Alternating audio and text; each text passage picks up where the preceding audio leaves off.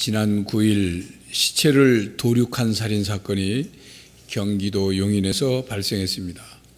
사건의 범인이 학교를 중퇴한 10대 청소년이라는 점은 더욱 충격적이었습니다. 19살 난 피의자 심모근은 친구로 지내던 17살 김모양을 강간한 후에 목을 졸라 살해한 뒤에 공업용 커터칼로 16시간 동안 시신을 훼손을 했습니다. 그런 그에게는 아무런 죄책감도 없었습니다. 자신의 그 범행을 저지르고 난 뒤에 자신의 카카오톡 스토리에 이렇게 자기 글을 올려놨습니다. 악감정 따위도 없었고 좋은 감정 따위도 없었고 날 미워하세요. 난 지옥에 가고 싶었어요. 라는 글을 남겼습니다. 우리나라 10대들의 범죄가 갈수록 흉포화되고 있습니다. 살인, 강간, 집단 성매매 등 성인들조차 혀를 내두를 정도로 강력하고 진흥화된 범죄들이 전면에 등장하고 있습니다. 10일 날 경찰청의 보고에 따르면 지난해 살인, 강도, 강간 및 강제추행, 방화 등 이 4대 강력범죄를 저질러서 검거된 미성년자 수는 3,239명에 달한다고 했습니다. 여러분, 우리의 다음 세대들이 어떤 세상을 이루며 살아갈 것으로 생각이 되십니까? 초중 고등학교 여학생들이 본인의 알몸을 스마트폰으로 찍은 후에 1만 원짜리 문화상품권을 받고 팔았다는 뉴스가 있었습니다. 이 동영상들은 인터넷 카페에서 거래되었고 그런 카페를 적발하고 보니까 운영자들 중에는 12살짜리 초등학생도 포함되어 있었다고 합니다. 12살짜리 초등학생들이 음란 동영상을 만들고 그것을 불법 거래를 알선하고 상상도 못할 일들이 벌어지고 있는 것입니다. 충격을 받지 않을 수가 없죠. 이보다 사실은 더 충격적인 사실들이 그 안에 있습니다만 말씀을 드리지는 않겠습니다. 성교육 전문가들은 이런 뉴스가 전혀 놀라운 일이 아니라고 말을 합니다. 왜냐하면 이미 오래전부터 이런 일들이 계속 있어 왔고 그리고 겨우 이제서야 터졌을 뿐이다 그 말이에요. 인터넷상의 비공개 음란 카페가 약 2만여 개가 된다고 합니다. 이번 사건은 그 많은 2만여 개 중에 몇 개가 단지 걸린 것일 뿐이라는 거예요. 여러분, 우리의 다음 세대들이 어떤 세상을 이루며 살아갈 것이라고 생각하십니까? 요즘 또한 치밀한 사전 계획을 하지 않으면 제대로 되지 않는 이 보험 사기가 10대들 사이에서도 매년 큰 폭으로 증가하고 있다는 거죠. 청소년 범죄가 빠르게 그리고 아주 진흥화되고 있다는 증거입니다. 지난달 금융감독원이 발표한 자료에 의하면 지난해 보험 사기로 적발된 10대는 1,562명으로 2010년보다 약 3배 가까이 늘었다는 겁니다. 특히 교통사고 같은 일부러 부딪히고 사기를 꾸미고 여러분, 우리의 다음 세대들이 어떤 세상을 이루며 살아갈 것이라고 생각하십니까? 전문가들의 분석에 의하면 이러한 문제들은 우리의 자녀들이 성인 영화나 성인 어랑물이나 폭력물을 너무도 쉽게 접할 수 있게 되고 있는 것, 이게 심각한 문제라는 거예요. 또 하나는 부모가 집에 없는 시간이 너무 많은 그런 가정의 자녀들이 자기 혼자서 무엇이든지 할 수 있는 그런 시간이 너무 많기 때문에 문제라는 거죠. 또한 그런 자녀들이 가정과 학교와 사회로부터 무관심되고 있고 방치되고 있다는 것, 이것이 문제라는 거죠. 무관심의 결과가 범죄로 또 10대들의 타락으로 이루어지고 있는 것입니다.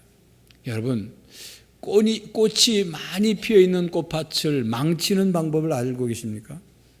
꽃밭에 들어가서 발로 밟고 꽃을 꺾고 그 꽃의 뿌리를 뽑아내는 수고를 하지 않아도 꽃밭을 망치는 방법이 있습니다. 그냥 놔두면 됩니다. 그러면 거기에 잡초가 자라고 벌레가 껴서 꽃밭이 다 망쳐집니다. 여러분, 친구와 친구 사이의 우정을 망치는 방법을 알고 계십니까? 친구를 험담하고 다니고 또 친구를 헐뜯고 비방하고 다니지 않아도 우정이 깨지고 망쳐지는 방법이 있어요.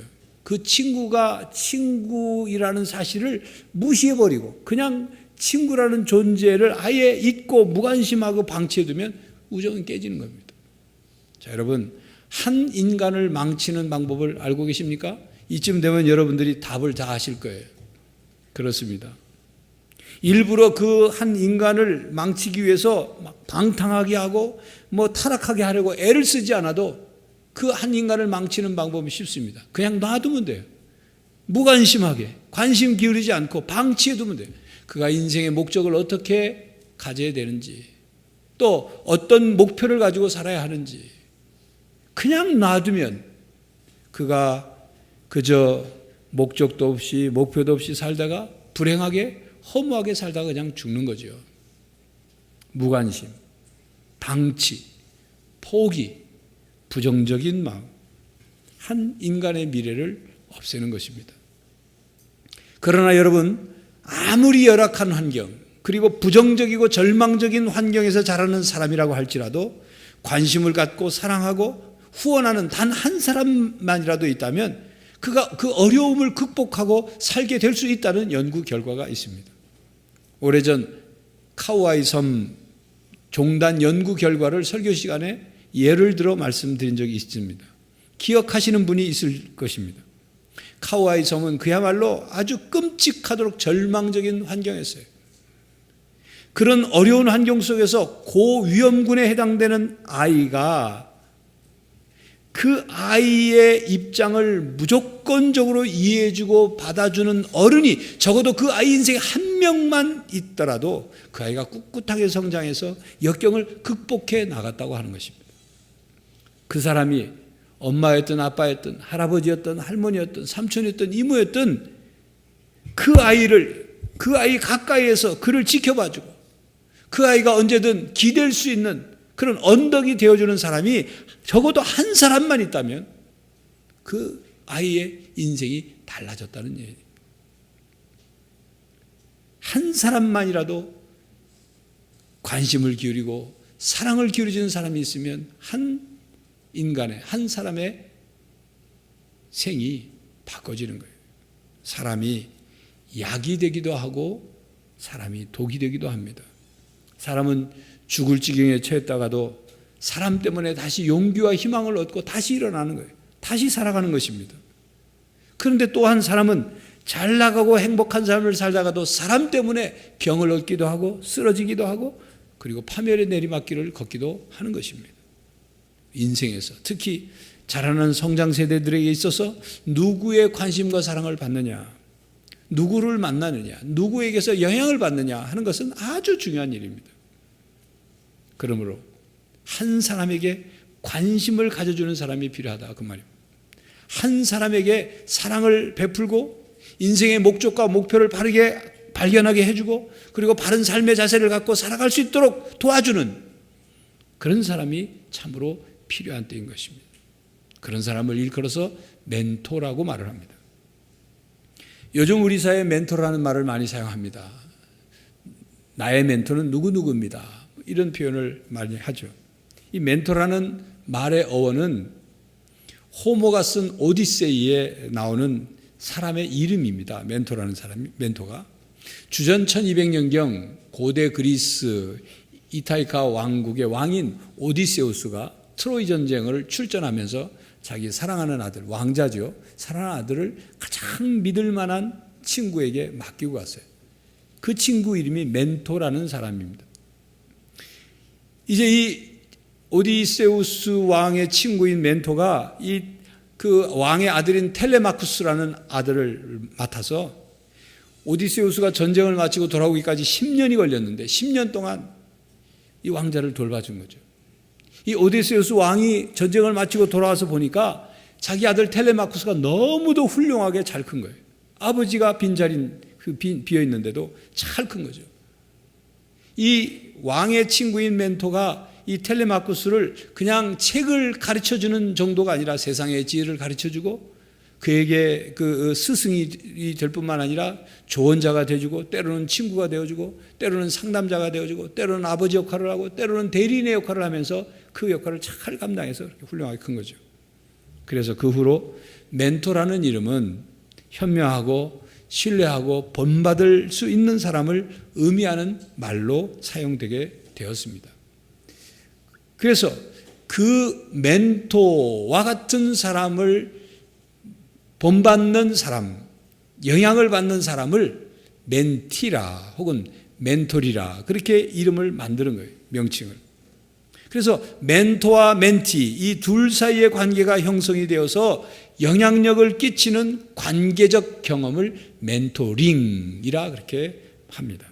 다시 정리해서 말씀드리면 한 사람이 다른 사람에게 일정한 관계에 의해서 장기적으로나 단기적으로 혹은 정규적으로나 비정규적으로 개인적인 영향을 끼치는 모든 과정을 멘토링이라 그렇게 말합니다. 성경에 등장하는 인물들을 보면 이런 멘토링이 일어난 사건, 사람과 사람 사이에 그런 일들이 많았죠. 그래서 그 멘토링 관계에서 신앙을 전수해주고 또 신앙을 훌륭하게 유산으로 물려받아서 하나님의 사람들로 우뚝 서게 된 것입니다. 삼촌 아브라함과 조카 롯, 아버지 야곱과 아들 요셉, 또 장인 이드로와 사위 모세와의 관계, 모세와 여수아의 관계, 시어머니 나오미와 며느리 루스의 관계, 그리고 삼촌 모르드게와 에스더의 관계, 선지자 나단과 다윗 왕, 다윗과 솔로몬 아버지와 아들 관계죠. 엘리야 선지자와 엘리사 선지자 스승과 제자의 관계로, 이사야 선지자와 히스기야 왕의 관계도 마찬가지입니다. 신약 성경에 보면 세례요한의 어머니 엘리사벳이 세례요한을 뱃속에 잉태했을 때 예수님의 어머니 마리아가 잉태해가지고 둘이 만났죠. 그 만나가지고 서로 신앙적인 영적인 교제를 통해서 멘토링이 일어났어요. 사도행전에 보면 바나바와 바울과의 관계, 바나바와 마가와의 관계, 바울과 디모데, 바울과 오네시모 이런 성경에 많은 너무도 많은 인물들이 서로 관계를 형성해서 서로 본을 보이고 본을 받고 영향을 주고받는 관계가 있었습니다. 그래서 그들이 훌륭한 신앙인으로 자랄 수 있게 되었고 하나님께서 맡겨주신 사명을 감당할 수 있게 된 것입니다. 오늘 본문 말씀에 등장하는 바울과 디모데, 바로 멘토와 멘티의 관계를 형성해서 본을 보이고 본을 받으면서 서로 영향을 주고받았습니다. 오늘 본문은 사도 바울이 디모데에게 쓴 편지, 두 번째 쓴 편지의 앞부분 내용입니다. 그런데 사도 바울은 디모데를 부를 때 사랑하는 아들 디모데에게 편지한다 이렇게 썼어요. 사실 바울과 디모데는 전혀 혈육관계가 아닙니다. 아들이 아니에요. 그런데 사랑하는 아들이라고 부르고 있습니다. 디모데전서 1장 2절에 보면 사도 바울이 믿음 안에서 참 아들된 디모데에게라고 표현하고 있습니다. 그러니까 신앙 안에서 아버지와 아들의 관계가 되었다 그런 뜻이죠. 한마디로 디모데는 사도 바울의 영적인 아들이었습니다. 사도 바울이 2차 선교 여행 시에 루스드라는 곳에 갔을 때 거기에서 디모데를 처음 만났어요. 그때 사도 바울이 보니까 디모데가 신앙이 있고 그리고 가능성이 있어 보였어요. 그래서 디모데로 하여금 함께 선교여행을 떠날 것을 요청하고 그래서 선교여행에 함께 데려갑니다. 선교여행을 데려가면서 그냥 데리고만 다닌 것이 아니라 어떤 때는 디모데로 하여금 말씀을 전할 기회를 주기도 하고 또 바울이 개척한 교회에 목회를 하도록 목회의 역할을 맡겼어요. 그리고 목회하는 그를 돕기 위해서 비록 사도 바울이 감옥에 갇혔지만 그를 향해서 목회에 도움되는 모든 조언과 충고와 내용들을 다 전수해 주려고 편지를 썼죠. 그것이 디모데 전서와 디모데 후서입니다. 사도 바울은 자신의 모든 것을 디모데에게 쏟아부었어요. 가르치고 격려하고 그리고 충고해 주고 그리고 본을 보여줬습니다. 그래서 멘토링 관계가 이어진 거죠. 그래서 디모데가 사도 바울의 훌륭한 신앙을 이어받고 본받았을 뿐만 아니라 하나님의 훌륭한 사역자로 세워지게 된 것입니다. 여러분, 하나님께서 우리가 이 세상에서 어떤 일 하는 것을 제일 좋아할까요? 농사를 잘 짓는 것을 좋아할까요? 환경을 잘 가꾸는 것을 좋아하실까요? 건물을 크게 건축하는 것을 좋아하실까요? 올림픽에서 신기록 세우는 것을 좋아하실까요? 인류 발전에 크게 공헌하는 것을 좋아하실까요? 예, 물론 하나님께서 다 좋아하시는 일입니다. 하나님께서는 하나님이 우리에게 주신 달란트를 사용해서 그 훌륭한 일들을 하는 것을 하나님 좋아하셔요. 그러나 그것들보다도 더 중요하게 더 기뻐하시는, 좋아하시는 일이 있는데 그것은 우리가 사람을 살리는 일입니다. 사람을 살리는 것이란 사람의 목숨을 살리는 일과 사람을 구원하는 일 두 가지가 있죠. 죽으려고 하는 사람을 살리는 일, 그것도 귀한 일입니다. 마태복음 16장 26절에 사람이 만일 온 천하를 얻고도 제 목숨을 잃으면 무엇이 유익하리요? 사람이 무엇을 주고 제 목숨과 바꾸겠느냐라고 말씀하셨죠. 목숨을 구하는 것이 얼마나 소중한지를 말씀하셨습니다. 또 한 가지는 사람들에게 복음을 전하여 예수 그리스도를 주로 믿게 하고 그래서 영원한 생명을 얻게 하는 것, 구원을 얻게 하는 것, 이것이 무엇보다도 중요하다고 말씀하셨습니다.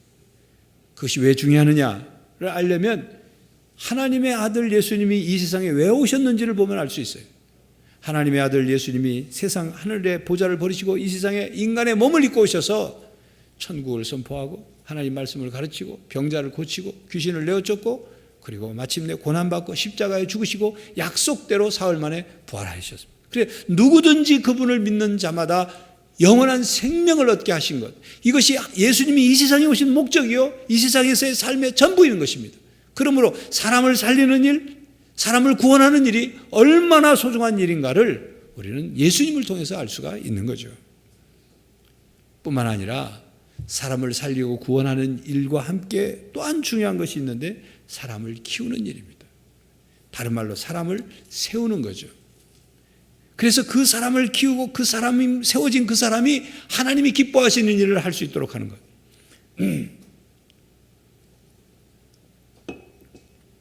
그리고 이 사람을 키우는 일에 있어서 혼자서 그 일을 하는 것보다 여럿이서 함께 하는 것, 이것을 하나님이 기뻐하셔요. 오늘 말씀을 보더라도 디모데가 에베소 교회를 목회할 수 있는 인물이 되는 데는 사도 바울의 영향력이 컸습니다.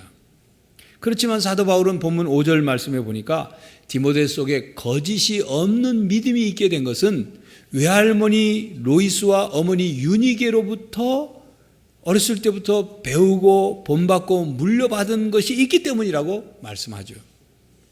그렇습니다.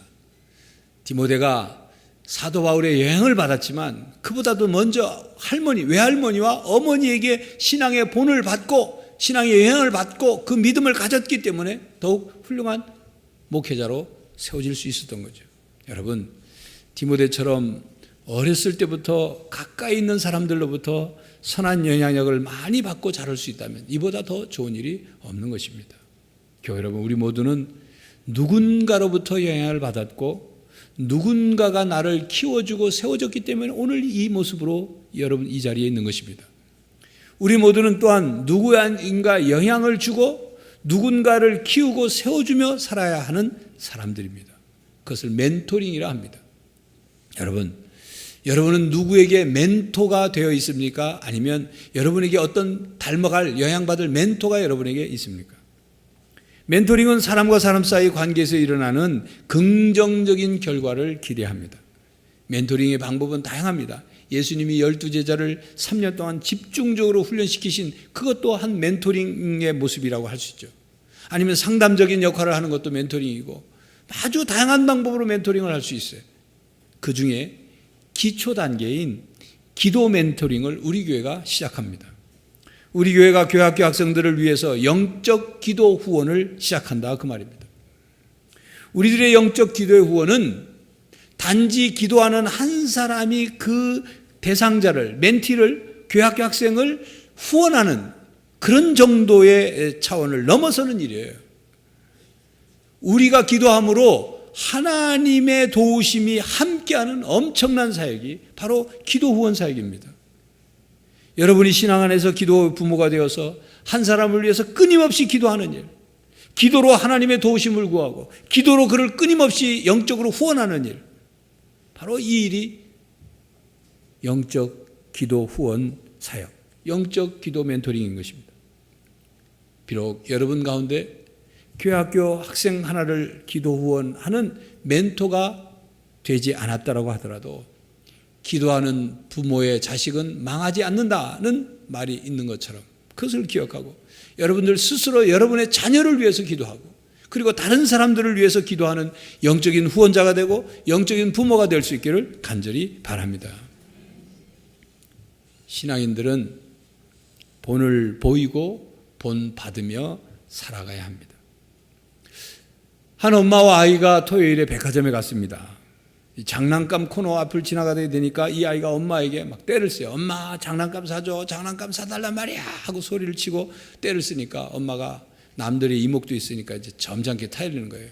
존댓말로 해야지 하고 타일렀어요. 아이가 엄마 장난감 사주세요, 장난감 사주세요 존댓말 했어요. 엄마가 대답하는 말이 안 돼요. 오늘은 장난감 사러 나온 게 아니잖아요 하고 타일렀어요. 그랬더니 아이가 존댓말을 하면 뭐 장난감 사줄 줄 알았는데 사주지는 않고 계속 뭐 그런 소리를 하니까 더 막 떼를 쓴 거죠. 장난감 사달라고.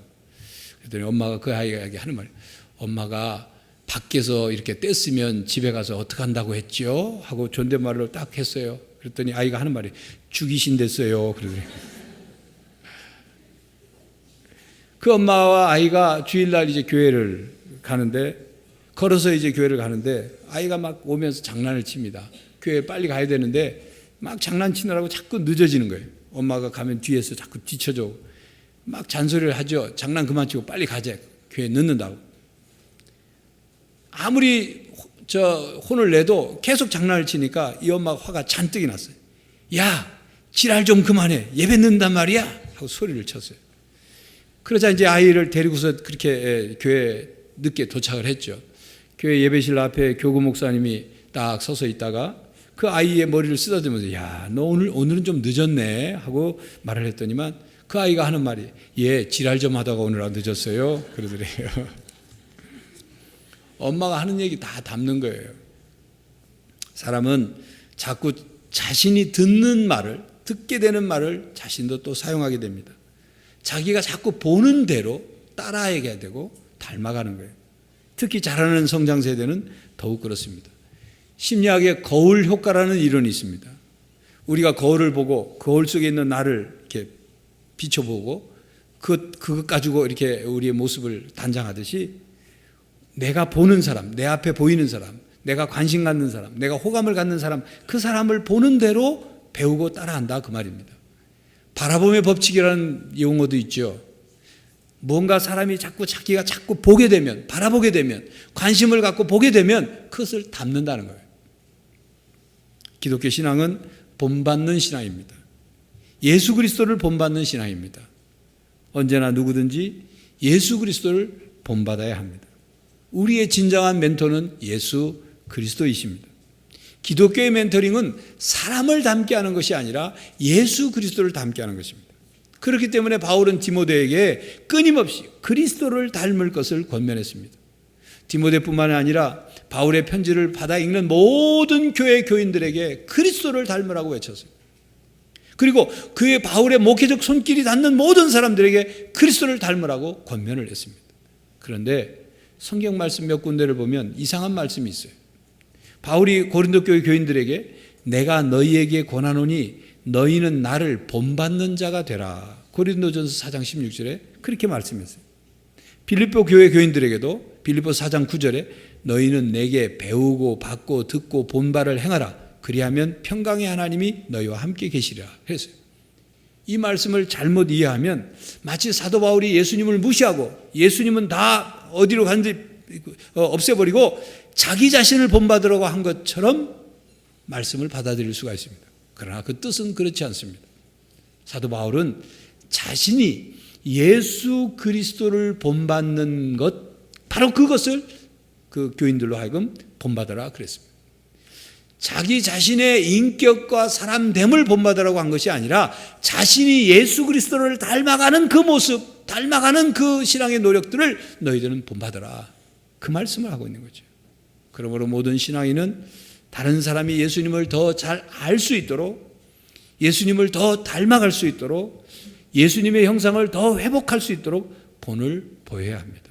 여러분이 부모라면 여러분의 자녀에게, 여러분이 스승이라면 제자에게, 여러분이 선배라면 후배에게, 여러분이 직장 상사라면 직장의 부하 직원에게, 여러분이 누군가의 멘토가 되어서 멘토링을 해야 한다면 궁극적으로 여러분을 닮게 하는 것이 아니라 예수 그리스도를 닮도록 그들을 인도해야 하는 것입니다. 영향을 미쳐야 되는 거예요.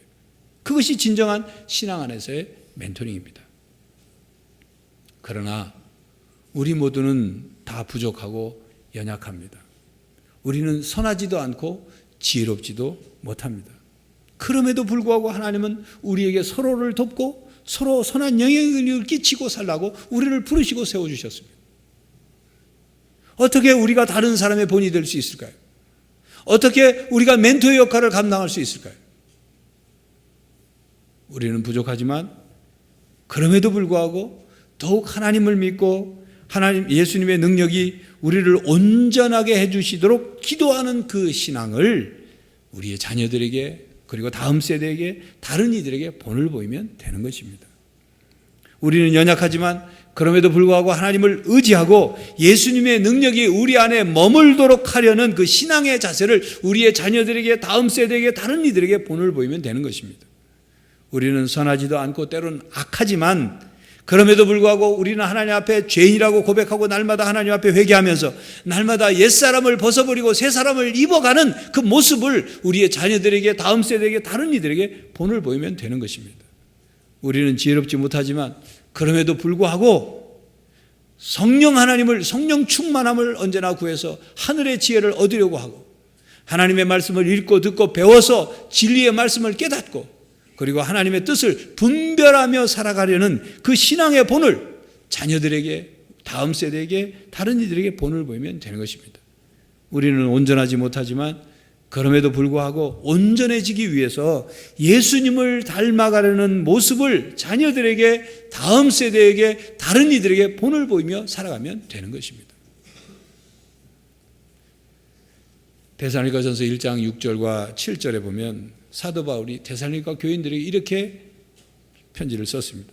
또 너희는 많은 환난 가운데서 성령의 기쁨으로 말씀을 받아 우리와 주를 본받는 자 되었으니 그러므로 너희가 마게도냐와 아가야에 있는 모든 믿는 자의 본이 되었느니라. 데살로니가 교회 교인들은 사도 바울과 사도 바울의 동역자들을 본받았습니다. 그리해서 예수님을 본받았어요. 그 결과 모든 믿는 자들의 본이 되었습니다. 이것이 바로 신앙의 선순환입니다. 주님을 본받으려고 하는 사람을 보고 내가 그를 본받고 그런 나를 다른 사람이 본받아서 그가 그리스도를 본받는 사람으로 살아가는 것, 이게 신앙의 선순환이에요. 이런 일들이 우리 교회의 가정에 일어나야 하는 것입니다.